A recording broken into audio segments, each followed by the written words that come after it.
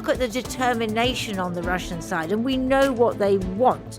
They want to come back on the world stage, they want all the sanctions lifted, and then they have all the secondary things like, obviously they want to control Ukraine. Trump, who wants to be the great winner, is in danger of being the big loser from this, because the US looks like it is giving up a lot of advantages it had and giving up some of the best cards it had to play. I'm just channeling Donald Trump, and he really wants that Nobel Peace Prize. He certainly won't get it if Vladimir Putin walks into St. Sophia Cathedral as the conqueror and there are, Ukrainian bodies, on the outskirts of the city. Hello and welcome to the Fourcast. So the US says that a peace deal between Ukraine and Russia must be fair, enduring and acceptable to all the parties involved. Not that all the parties, like Ukraine itself or indeed the Europeans, were invited to the first round of the talks.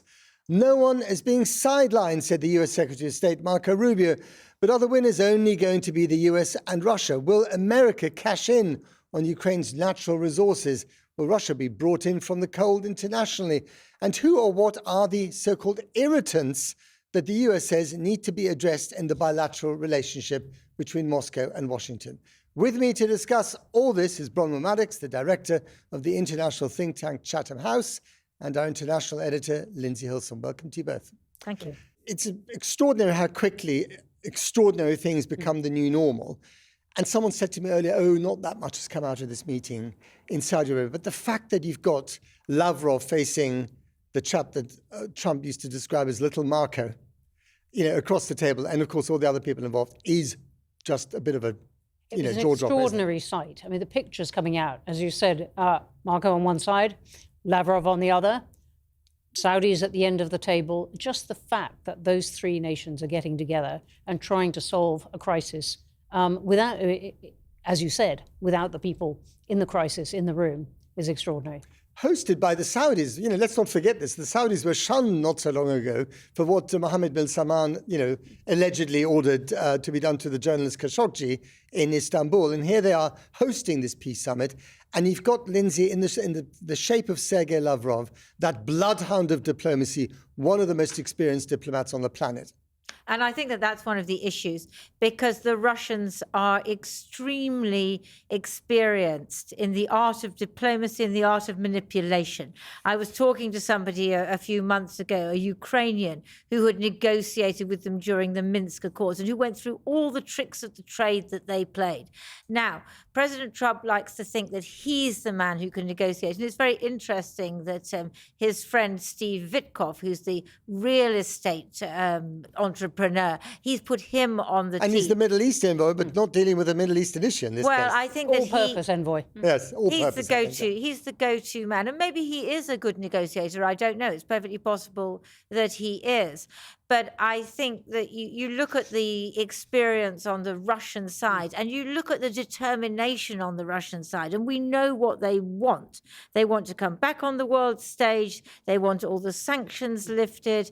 And then they have all the secondary things like, obviously they want to control Ukraine. Then they want to get NATO to go back. They have a very clear set of goals, which they're moving to step by step by step.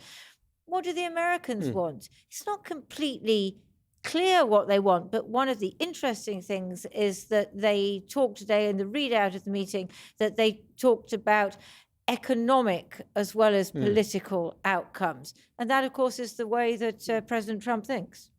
Bronwen, I think we know what Trump wants at the end of this, which is the Nobel Peace Prize. I think he does actually want that, and he wants to be able to go down in history as the guy who forged some kind of peace. But we also know from the way that he conducted talks with Kim Jong-un of North Korea the first time he was in power, he's great at the photo op, and then the follow-up, not so much. I think that's right. The best joke in this Munich Security Conference at the weekend, not full of jokes, was from Radek Sikorski, the Polish Defense Secretary, saying, we Europeans do control the Nobel Peace Prize. But it's a very good question what Trump wants. I completely agree with Lindsey that Trump, who wants to be the great winner, is in danger of being the big loser from this, because if the things you want take him you immediately into his psychology. Does he want to be liked? Does he want doesn't like bloodshed, doesn't like war, wants all this to end? These are mysterious things, because the US looks like it is giving up a lot of advantages it had and giving up some of the best cards it had to play, like Ukraine not be, Ukraine one day be in NATO and so on. I mean, this is interesting, isn't it? Because we talk about Lavrov being that, seasoned diplomat, even before his seasoned diplomacy, was bore fruit at the table. Last week, the Americans seem to have given up their trump cards with the Russians. And of course, they deny this officially.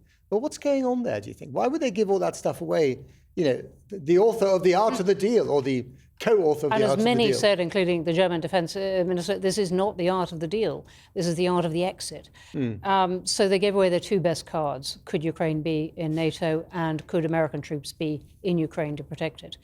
I think it is about a quick resolution, but you put your finger on something important, I think, when you talked about the economics of this. Someone has said to Donald Trump, Mr. President, you've got to worry a little bit about the economy and this thing called the deficit, because he suddenly started talking some quarters about inflation, but particularly about how to get money back from the world. And so suddenly this drive to get minerals from Ukraine, to get money back from Europe, to get Ukraine to pay for its own defense. But that's always been a Trump obsession, hasn't it? I mean, he always wants something in return for something else. That's part of his transactional nature. Just correct me if I'm wrong, Lindsey. I thought it was Zelensky who originally offered up Ukraine's so-called rare earth minerals in the hope of kind of, assuaging the Americans. Is that right? My understanding is that he mentioned it, but he was rather taken aback by the alacrity with which the Americans then went for it. Is that right? It was offered explicitly, so he did formally. It was several weeks ago, but he suggested that it would be in return for American defense. Yeah. Quite explicit. Right. Yeah, and that's not happened. And for the future, and instead of which the Americans appropriated this and said, okay, we'll have that as payment for the past. Which seems to me is an indication of how sort of loose the Americans are about all this. That they say that they want all these rare earths, and rare earths are important minerals. Matt knows I can bore for Britain on rare earths. But Please the point, the point about rare earths is they have rare earths in America. There is a mine in California where they are mining rare earths. But the problem is they can't process them. So where do you think they send them to be processed? Go on, guess. I don't know, Europe somewhere. China. China, of course. They send them to China because China controls 90% of the processing capability. So that's the problem that the Americans have with rare earths. And the idea that you can just suddenly go into Ukraine and start digging the rare earths, about 20% of which are on the Russian side of the current line, by the way, and that you could quickly make a profit out of it. It's just not like that. So do you think Zelensky said that because he thought that would be one way of getting the Americans to help him recapture some territory? Because that's all the rare earths are dug in. He's been trying to, if you like, shape a negotiation, get it started in some ways. But one thing he's been saying for weeks now, I want a security guarantee. What could he put onto the table to get that? And it's really interesting that when, just going back to last week very briefly, the day that Hegseth, was reading the riot act to Brussels for the first time on Wednesday, the day of the phone call between Trump and Putin, was also the day that Scott Bessent, the Treasury Secretary, was in Kyiv, obviously talking about rare earth minerals and money. And guess who the Russians sent in today, at the negotiation, or, on the day in Saudi Arabia, they sent in the head of their sovereign wealth fund, Kirill Dmitriev. So obviously everyone is getting the message here that there's money to be made. And what he said at the end of the talks was, because of the sanctions on Russia, American companies have lost $300 billion. So he's obviously trying to appeal directly to President Trump by saying you've got to lift the sanctions because it's American companies which are suffering. What do we actually know about the day of the first round of talks in Saudi Arabia? What has been decided? What has not yet been decided? Bronwen? Not very much seems to have come out. Right. Not very much may have happened there. So they're beginning to pitch them as the beginning of the beginning. Okay. We're just warm up, but delighted to meet each other again after these mysterious years of chill. Okay. Any red lines that emerged today? Look, they were positive, upbeat, and constructive. I thought you'd like to know that. That's from Steve. I'm so reassured. That's from Steve Witkoff, who the President Trump's real estate envoy. Look, nothing very specific has come out, but it's quite interesting that both Marco Rubio, the Secretary of State, and Mike Waltz, they are seen as how shall I put it? Just slightly more on normal. Am I allowed to say that? They have a velvet gloves rather than they have a iron less fists. Extreme view than Pete Hegseth They are the good cop as opposed to the bad cop. And so they were trying to reassure Europe and Ukraine, say nothing would be decided. And obviously Ukraine had to be part of discussions, and so did Europe, because Europe had sanctions on Russia, and Europe would have to lift sanctions if things were agreed, so they had to be part of it. So they did row back to some extent on some of the more extreme statements that we've seen in the last week. So one thing I've heard quite interesting from Washington last week is that Mike Waltz, who was also at the table, National Security Advisor, Florida Congressman, much more interested in China than he is in Russia or Europe, is not that popular in the White House at the moment, because he apparently tried to hire someone onto his staff who used to work for USAID and for a Democrat who ran USAID. So in the sort of tribal atmosphere of the White House, that didn't go down particularly well. And the guy who's probably really got the president's ear of all those three, little Marco, Mike Waltz, is Steve Witkoff, the real estate tycoon from the Bronx. Who's already got one success under his belt in Trump's view, which is getting the ceasefire in Gaza, if that holds. Yeah. Two, actually, because also he was sent to get Mark Fogel, this teacher who was in prison in Russia. Which happened the day before Okay. the phone call, right? Yeah. So that was the precursor to this. Yeah. Okay. So I'm still reeling in my mind from what happened in Munich last week. You were actually there. Just describe to us what that was like, especially when Vance stood up and gave his speech. What was the reaction like from the audience? Give us set the scene for us, Bronwen. It was stunned. Well, Vance, first place, the conference had given what the US delegation had told them, which is the word that this was going to be about US troops in Europe and the shock, brace yourself for the shock that the Of US a reduction is going in troops. Yeah, we're going to pull down the number of troops. Then the Wall Street Journal, just a few hours before, got news, no, it's going to be more cultural. Cultural. Cultural. And they thought maybe you're talking about Mozart or Wagner. They got the gist of it, which was this attack from the beginning on Europe's cultural decline and the UK and Romania, and for shutting out right-wing parties and for shutting our minds. And I've talked to some of those round Vance who say, look, we really think we're trying to, we love Britain. We love Europe. We're trying to save it. From itself, from the people who the voters have elected and so on. And so anyway, in the hall, which is very intense, it's got balconies, it's an old hall. This is the Bayerische Hof Hotel in Munich. It is. A very grand old, Grand Dame. Old hotel, and all these people, and lots of them in military uniform and national dress. Cheek by jowl, smoke-filled rooms. Packed, no smoke, but packed in, sitting there, and overflow rooms, plural, for the Vance speech. And then this weird silence afterwards. And people sort of started clapping, but not really. And then they burst out and went into the kind of coffee rooms and meeting rooms and everything. And there was this explosion, particularly from the Germans, who said, cannot believe this. He is, using these words about telling us to welcome the far right in Munich. We do not believe that he is not... 10 days before an election. 10 days before. He is interfering in our national elections. We cannot believe he is innocent of the resonance of these words. This is the end of the transatlantic relationship. So this is not just, growing apart and an acceleration. That this is actual, a declaration of divorce of the most brutal nature. Europe's worst enemy is itself, says top Americans as they reach out their hands to Putin. Europe must pay more to defend itself against Russia, who America is now bringing in from the cold. Bizarre messages, but cold as ice for Europe. Lindsey, America's gone from being a kind of insufficient solution to becoming a really big problem, hasn't it? Well, I think what we got from the Vance speech was that the way in our generation, since Second World War and during the Cold War and afterwards, what we see is you have the idea of the free world, which is America and Europe, versus the unfree world, which is China and Russia. And now what Vance said is that is not the division in the world. The division is between those who are infected by the woke mind virus, i.e. liberals, and also welcome immigrants, against those who are against that.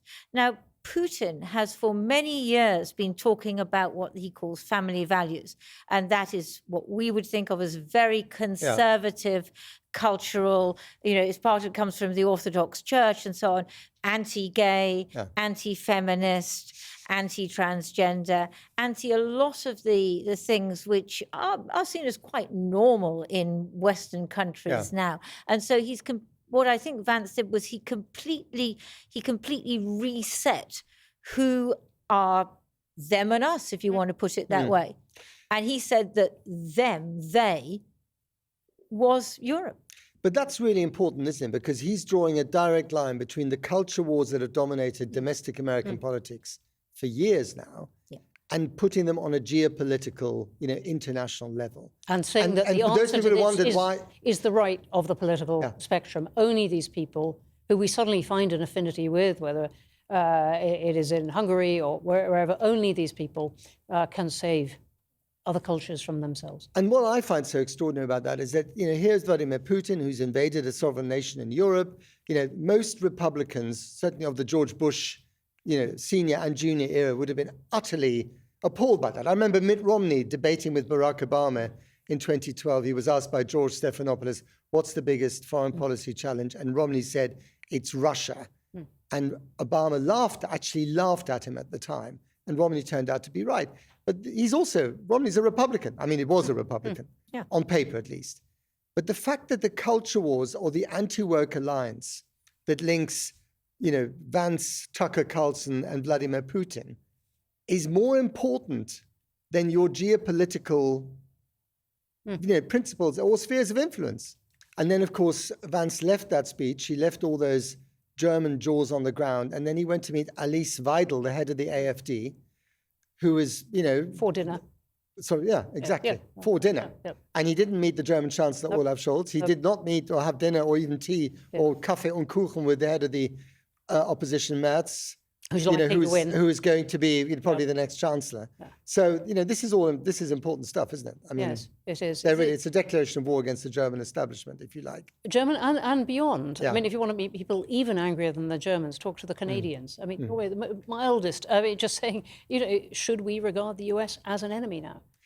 Okay, so let's go back to Russia. What are the Russians ultimately, what are they prepared to put up with in Ukraine that the Ukrainians might interpret as guarantees for their sovereignty and security? Lindsey was talking about a list. I think that list is getting longer by the hour. They cannot believe the luck that they have been given. But the Ukrainians will want something, won't they?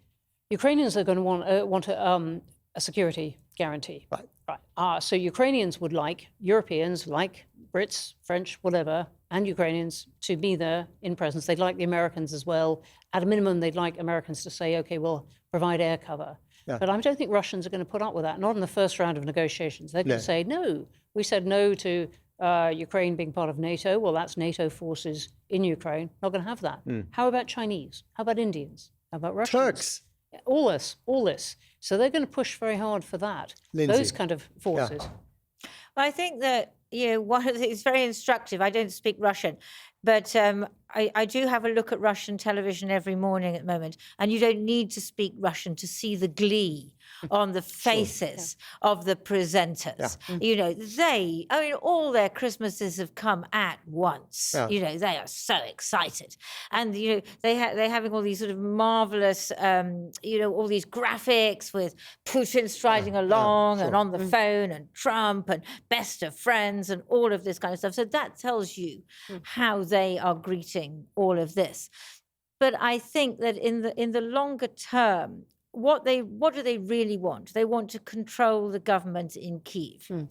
They want a supplicant government, a puppet government in Kyiv, as they have in Minsk, in Belarus. What they want is those three countries, Russia, Belarus, and Ukraine, basically to be one union. Now, that is something which obviously the Ukrainians do not want, the Europeans are dead set against, and that is why Ukraine has been fighting and America has been supporting them. But I think that Russia now looks and thinks they might just get it. Do you think the Europeans could ever be persuaded or strong-armed into accepting a kind of Ukrainian vassal state of Russia? Well, it depends on, what are they going to do? It depends on what is the outcome of this war. Brings Russia pretty close to the rest of Europe. And Russia said, we don't mind Ukraine being part of the EU. You can see how it might use that as a Trojan course, get Ukraine into the EU and then put its own government in. I'm sure that's part of the one of the strands of planning. Do you think, because of course the whole thing started with Maidan in 2014, which you and I both covered, Lindsey. Don't know if you were there as well, but it was all about Europe and not getting too close to Europe. Have the Russians now changed their tactic, and are they saying, well, actually, it's quite useful? Look at Orban, look at what he's doing inside the EU tent. Do you think that's a new Russian strategy? I think Lindsey caught the spirit of it, that Putin really has this obsession, which goes back decades, of getting the key Russian heartlands back, making Russia great again. And that's what this is about, and he wants Ukraine. Does he want Poland? If he can get it.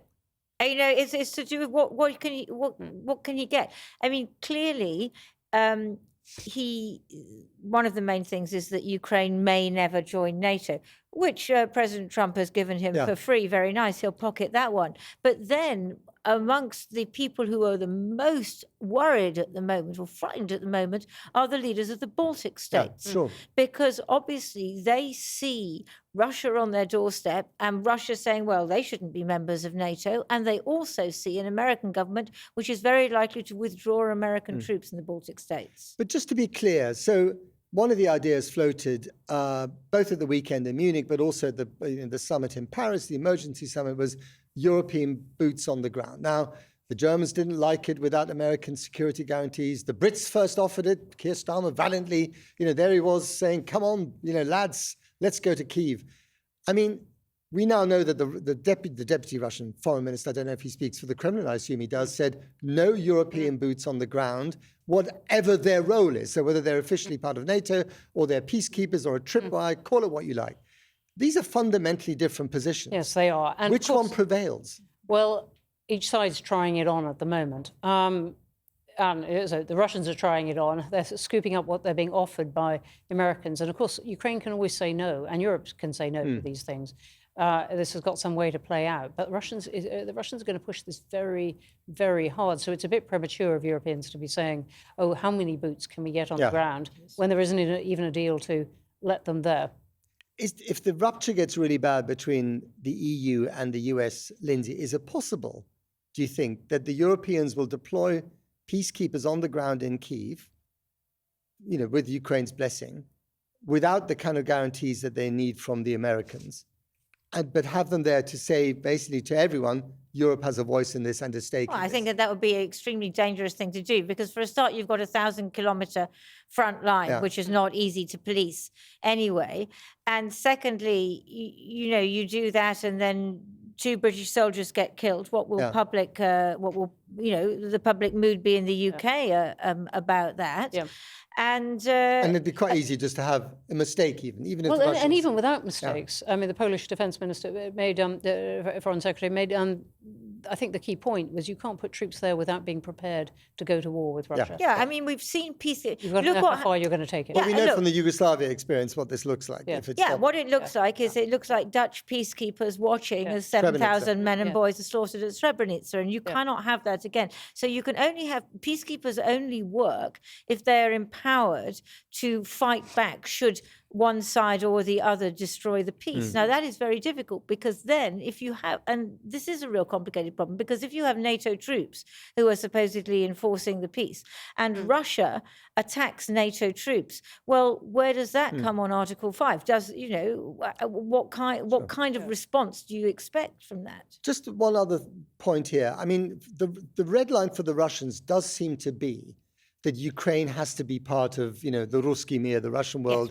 It cannot be its own independent sovereign state with its own borders defended by its own viable army. That seems to be a Russian red line. The red line, if we take the American rhetoric from Marco Rubio, for instance, at face value, and the Europeans, is Ukraine has to be an independent sovereign state that gets to look after its own borders. So that's the most fundamental point where these two differ. So it's quite possible, is it not, that this might actually just fall apart at some stage? I don't know. The Russians have been given so much. I think they've got every interest in playing this out a bit to see how far they can get. So even if they gave way on that one for the moment, but tried some other things that constrain Ukraine. Okay, no troops there. No, it can't arm. No, all this talk that's floating around, could Ukraine ever host nuclear weapons again? Because, of course, it gave its nuclear weapons under an American guarantee. Just shut down all that stuff, try and undermine the electoral process, and get their own government in there in a few years' time. They can play a long game. I'm just channeling Donald Trump, who's in my head at the moment, and he really wants that Nobel Peace Prize. He's not going to get that Nobel Peace Prize, probably won't get it anyway, but he certainly won't get it if Vladimir Putin walks into St. Sophia Cathedral, in Kyiv as the conqueror, and there are, Ukrainian bodies, on the outskirts of the city as there have been before. Yeah, but that's because not what that's a Biden moment. He doesn't want to repeat. No, it's not going to happen. That's not how it's going to. It's not going to happen. Also, How can you be so sure?